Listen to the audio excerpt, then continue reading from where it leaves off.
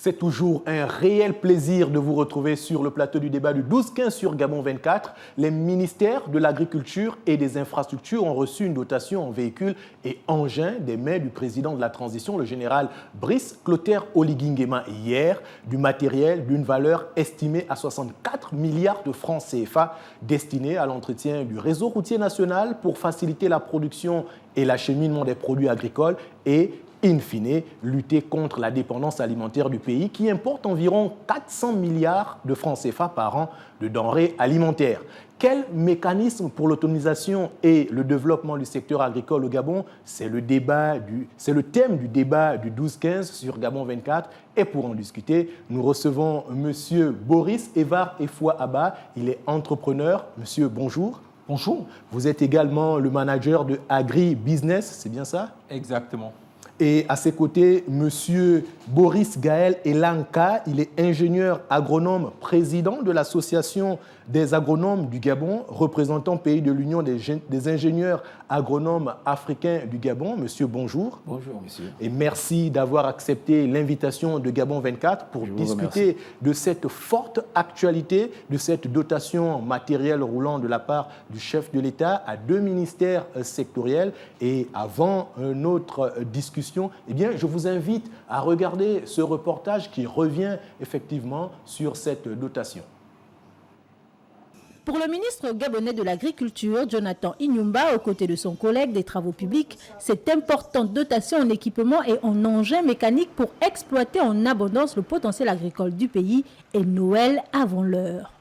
Cette date choisie par vos soins, procéder à la remise solennelle du paquet cadeau dont vous êtes ici le porteur, symbolise désormais la nouvelle naissance de notre département ministériel. Un département longtemps négligé, sous-estimé parmi les priorités économiques de politique menées ces dernières décennies. Après la création en mai dernier de la Société pour l'agriculture et l'élevage du Gabon, le plan de relance massif du secteur pour contribuer à la richesse nationale prend forme. À travers cette dotation, très nombreuses en machines de toutes catégories, des engins particulièrement adaptés à toutes les tâches, le plus simple au plus complexe, pour creuser, fouiller et labourer la terre. Vous restaurez la place de l'agriculture dans notre unité nationale.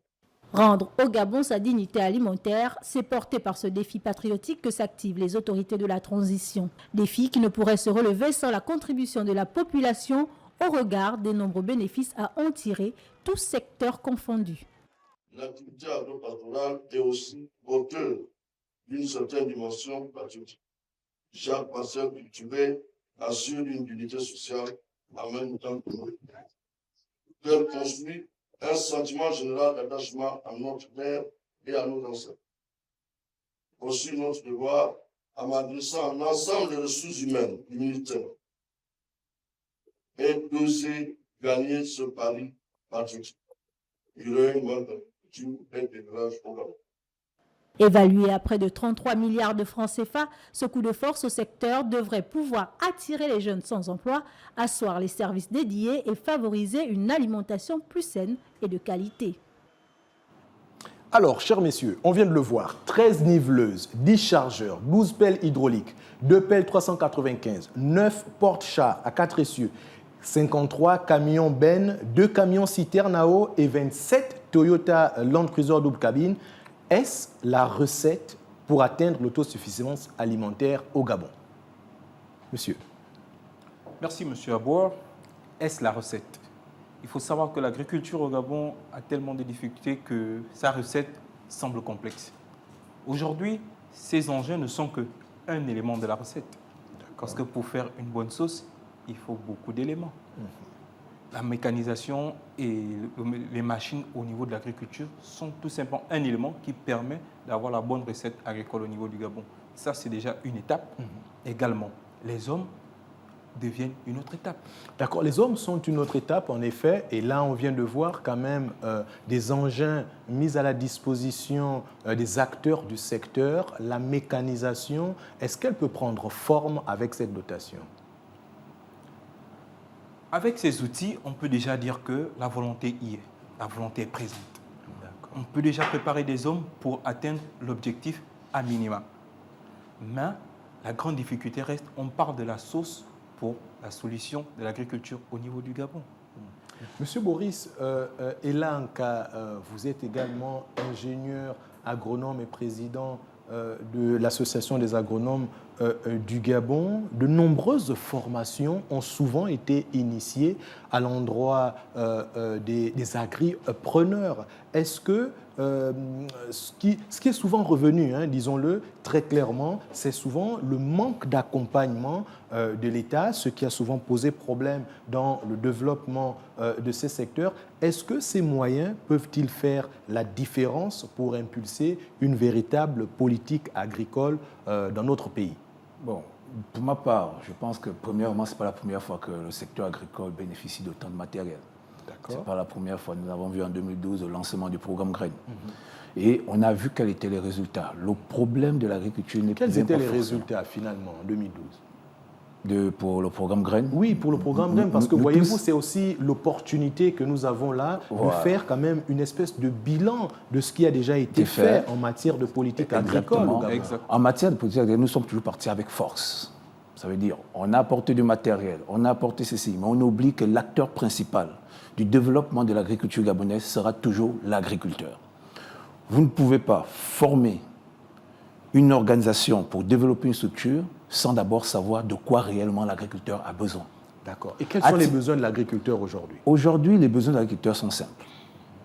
Pour avoir des agriculteurs professionnels, il faut bien l'accès à la formation, pour permettre à ceux qu'ils deviennent compétitifs, l'accès à l'information, l'accès à l'accompagnement, l'accès au financement. L'accès au financement, et justement, quand vous revenez sur l'accès à la formation, nous disions à l'instant, on a souvent vu des agripreneurs prendre part à des formations, à des techniques agricoles. Et oui, on l'a souvent dit, l'accompagnement a souvent fait défaut. Aujourd'hui, on met à disposition donc, de tous les acteurs du secteur du matériel roulant. Que manque-t-il aujourd'hui? Pour moi, je disais, quand on a déjà un élément comme le matériel roulant, et comme il le disait tout à l'heure, il faut maintenant l'homme, l'agriculteur. Est-ce que l'agriculteur gabonais est au niveau de l'usage du matériel roulant? D'accord. Parce que c'est un niveau de corrélation entre producteur et le besoin en termes d'outils de ce producteur. On a entendu le Premier ministre recevant cette importante dotation des mains du chef de l'État rappeler que ce sont des Gabonais qui vont justement avoir la gestion de ce matériel et également la mise en œuvre de ce matériel. Est-ce que ce n'est pas là également une niche d'emploi pour les Gabonais? C'est une niche d'emploi. C'est une niche d'emploi, ça c'est certain. Parce que l'agriculture fait partie des plus grands employeurs dans le monde aujourd'hui. Donc toute la chaîne de valeur agricole emploie le maximum de personnes aujourd'hui. Mais le problème est qui est cet agriculteur qui va utiliser ce matériel-là? Combien d'agriculteurs sont capables de présenter des champs, des activités agricoles capables de capitaliser sur ce matériel qui est mis à disposition? Monsieur Boris Gaël est là. Combien d'agriculteurs sont capables de présenter des champs d'agriculture aujourd'hui au Gabon? Vous devez comprendre que moi, j'aime bien parler de la ruralité. Et qui fait de l'agriculture la plupart du temps, ce sont nos maires. Le renouvellement de génération n'a pas été adapté durant des années. Ça veut dire que l'écart d'âge entre les jeunes aujourd'hui qui veulent entreprendre pour l'agriculture et ceux qui entreprenaient depuis est énorme. On parle de 40 ans. Si vous partez au niveau même du ministère, il y a aussi cet écart d'âge. Et donc, le problème, c'est que nos mamans qui cultivent en milieu rural, elles ont des superficies agricoles qui tournent autour de 0,5 hectares. D'accord. Est-ce que vous voyez un peu? Oui. Cet engin apporté ne sera pas utile à condition qu'on amène un système de développement de clusters agricoles où, dans une zone agricole aménagée d'une certaine superficie, on permet à chacun d'avoir un espace sur cette zone qui va permettre à ce que si l'engin est déplacé pour venir, par exemple, faire du labour, ce sera rentable. Mais ce ne sera pas rentable si on déplace un tracteur pour juste une parcelle de 0,5 hectares. D'accord. Si ce ne sera pas suffisamment rentable si on déplace un tracteur de 0,5 hectares, de façon concrète aujourd'hui, quelles sont les difficultés qui empêchent aux agriculteurs de produire pour que les Gabonais consomment justement leurs propres aliments? Bon, les difficultés, elles sont nombreuses. Si on commence à lister, vous allez partir en fonction des zones, elles sont vraiment nombreuses. Ce qu'il faut noter, c'est qu'on manque de stratégie, on manque de cadre de politique agricole. On devait aller dans une vision claire en définissant réellement quels sont les objectifs, que le matériel dont on a besoin, c'est pour atteindre quel objectif, pour aller où et vers quoi. Alors pour là, développer on a bien vu qu'avant cette dotation du chef de l'État, il y a eu la mise en place d'une entreprise publique, la Société d'élevage et d'agriculture du Gabon, la SAEG. Est-ce qu'aujourd'hui, la SAEG qui a été mise en place et qui a déjà un directoire qui a pris attache avec certains partenaires, avec cet accompagnement, pourra-t-elle atteindre finalement les objectifs qui lui ont été assignés? Aujourd'hui, pour parler de la SAEG, je crois que la SAEG est dans sa phase de mise en place, de démarrage, de mise en place. Et apporter ces outils à la SAEG, aujourd'hui, aimerait que la SAEG ait des activités, sinon des champs d'activités qui permettent de capitaliser sur le matériel qui a été offert.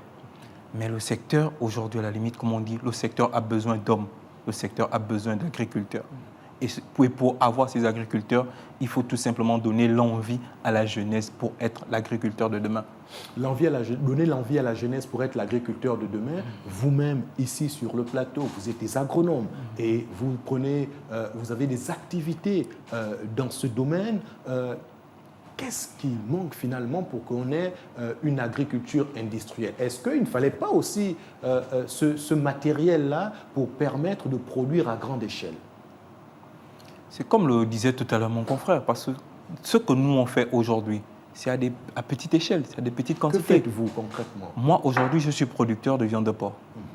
Je suis agriculteur, je suis entrepreneur, fondateur manager de ABA qui fait dans la production et la transformation de la viande de porc. Ça, c'est moi.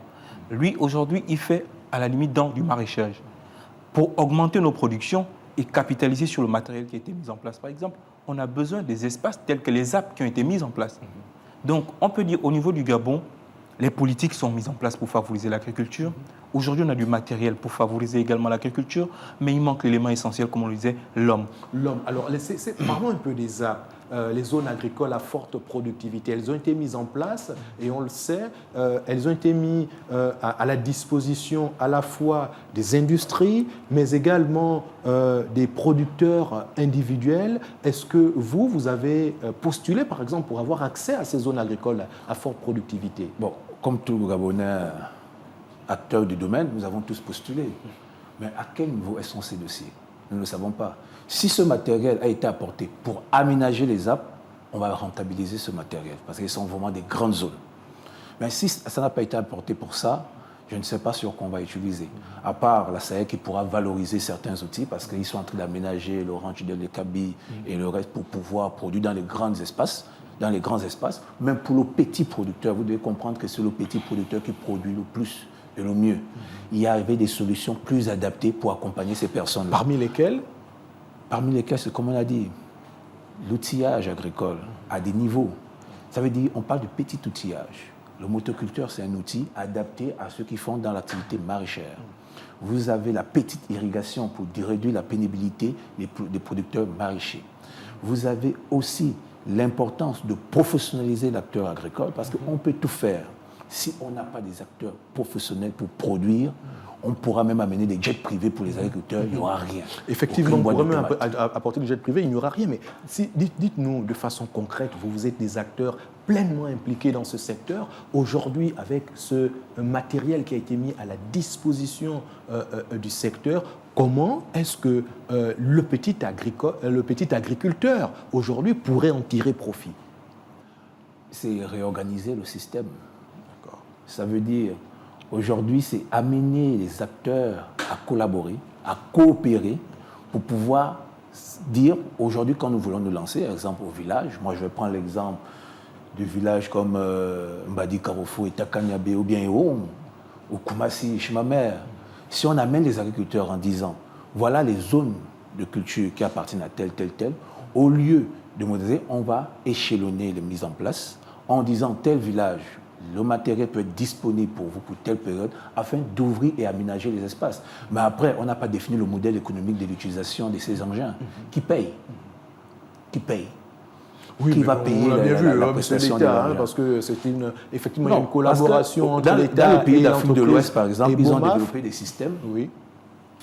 des coopératives d'utilisation de matériel agricole à des prix forfaitaires qui permettent de rendre accessible le matériel au groupement des producteurs. Très bien. Et aujourd'hui, j'encourage beaucoup les acteurs qui partent dans le sens de regrouper les acteurs agricoles en coopérative ou en association, le cas du programme Poutam que je salue mis en place, qui va permettre d'accompagner les acteurs à structurer leur coopérative et faire en sorte que ce genre de système puisse être établi afin de rentabiliser l'utilisation de ce matériel-là. Mais vraiment, il faut réfléchir sur le mode de gestion de ce matériel, sur le mode technique et aussi sur le modèle économique qu'on va mettre en place pour pouvoir faire en sorte que le système tourne.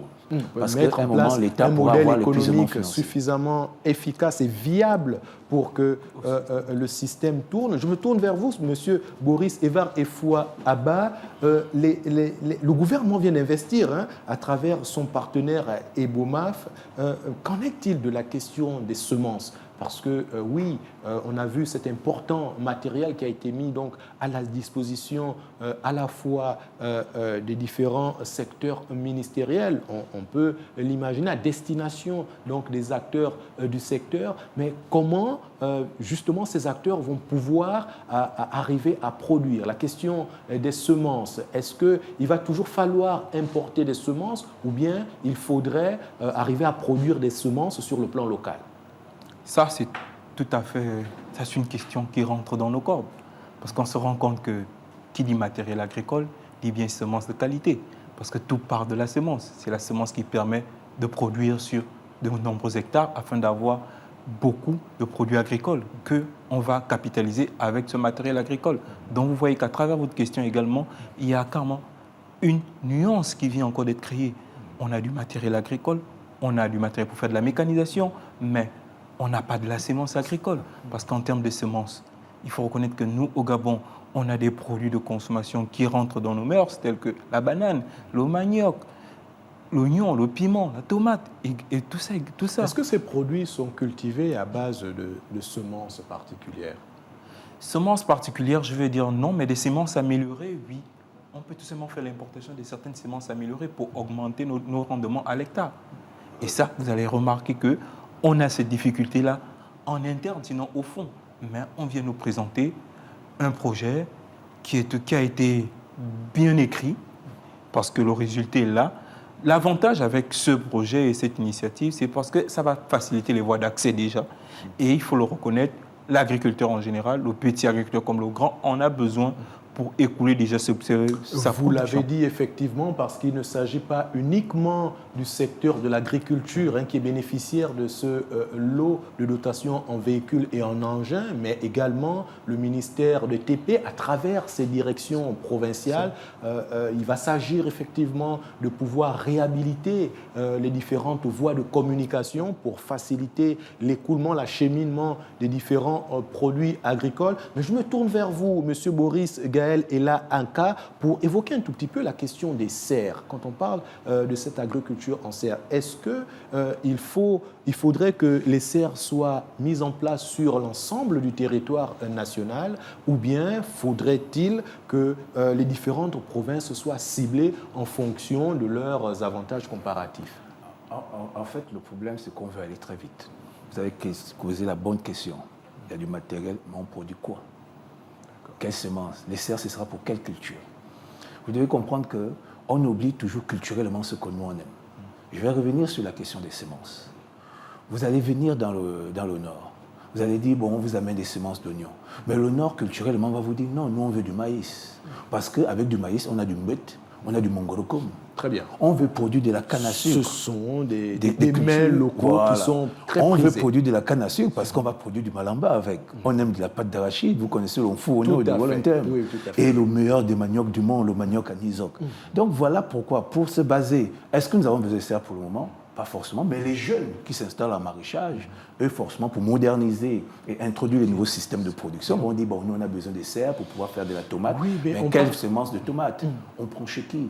On fait quoi? Pour produire quoi? Alors, et on pour parle quelle quantité? également de l'avantage des serres pour pouvoir donc produire certaines récoltes en toute saison, parce qu'on le sait, il y a différentes saisons dans notre pays et il y a certaines récoltes qui donnent le mieux au cours de certaines saisons et moins au cours d'autres saisons. Et la question ou la solution des serres a été proposée justement pour pouvoir permettre de récolter en toute saison. Est-ce que cette serre ne devrait pas pouvoir être utilisée sur l'ensemble des provinces?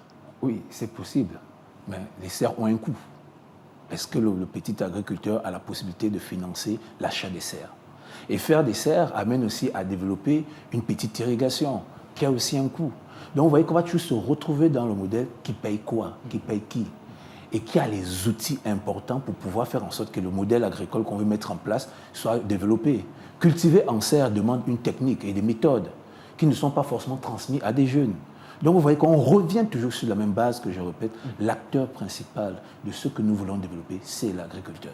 L'acteur principal, c'est l'agriculteur. Donc et faisons les choses que l'agriculteur demande. Pour une estimation, on le sait, il n'y a pas forcément d'études concrètes qui ont été menées, mais quand on regarde un tout petit peu cette dotation de la part du gouvernement, selon vous, combien d'emplois peuvent-ils être créés? Pour l'utilisation du matériel? Oui, bon, pour l'utilisation du matériel, je ne pense pas qu'il y aura plus de 100. Mais sur l'ensemble de la chaîne des valeurs?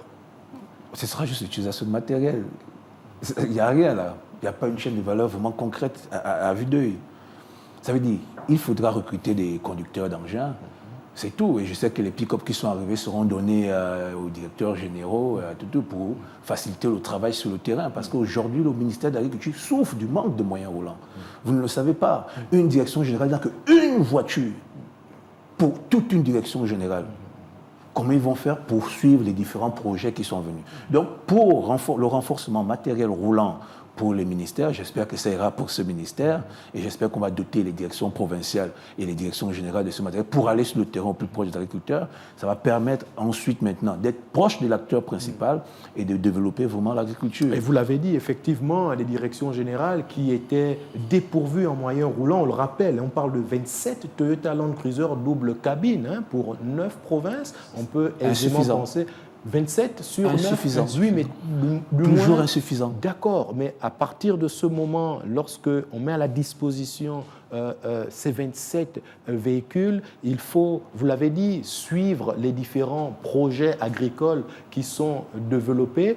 Pensez-vous effectivement que si ces membres de l'administration arrivent donc à se rendre sur le terrain pour voir l'évolution des différents secteurs agricoles, cela permettrait quand même une évolution, un développement des différents projets? Pourquoi je dis que c'est insuffisant? Une direction générale a un directeur et un directeur adjoint, a 3 directeurs techniques et 9 chefs de service. Quand vous envoyez une voiture qui part vérifier son projet, qui ne part pas. Oui, mais si donc on vous voyez que de façon simple, 3 fois 9... Au finish, oui. En principe, voilà pourquoi je dis l'étude en amont devait être faite. Quel est réellement le besoin des agriculteurs et quel est réellement le besoin de l'entité qui gouverne le secteur agricole qu'on appelle le ministère de l'Agriculture.